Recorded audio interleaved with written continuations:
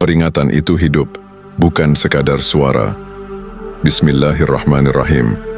Dan tetaplah memberi peringatan, karena sesungguhnya peringatan itu bermanfaat bagi orang-orang mukmin. Al-Quran Surah Az-Zariyat ayat 55. Peringatan adalah nafas dakwah langit.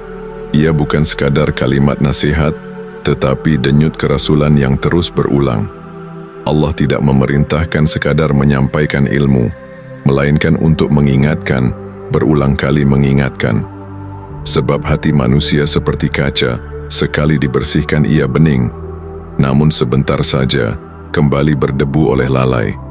Maka peringatan adalah tangan langit yang menyekat debu dari ruh manusia agar tidak tertidur dalam gelap. Namun manfaat peringatan bergantung pada iman.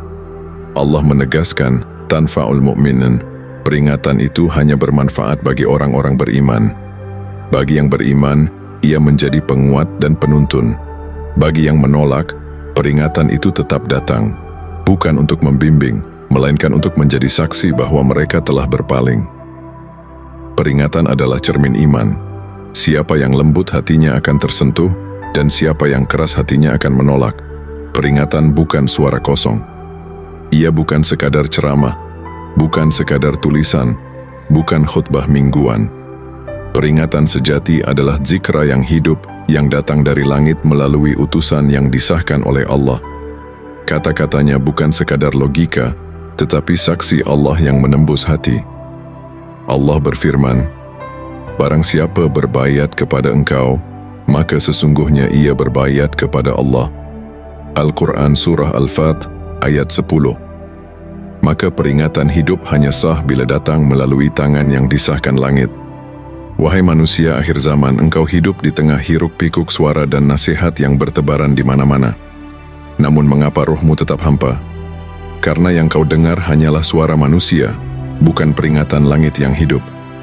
Zikra sejati bukan sekadar teks yang dibaca, tetapi suara Allah yang hidup melalui utusannya. Bila engkau beriman, sambutlah peringatan ini, sebab hanya dengan itu imanmu bernilai di sisi Allah. Al-Quran Surah Az-Zariyat ayat 55 meneguhkan, tugas Rasul adalah terus mengingatkan, meski ditolak. Peringatan hanya menyuburkan hati yang beriman, dan peringatan hidup tidak pernah padam, karena Allah menjaganya melalui utusannya. Jangan merasa cukup dengan membaca mushaf tanpa menerima peringatan yang hidup, karena tanpa itu, imanmu rapuh dan Allah tidak akan mengakuinya. Pilihanmu jelas, engkau bisa menutup telinga dan berkata, "Cukup Al-Quran di mushafku," atau engkau tunduk pada peringatan yang hidup hari ini. Karena kelak Allah akan bertanya, "Sudahkah engkau menerima peringatanku ketika ia datang hidup kepadamu?"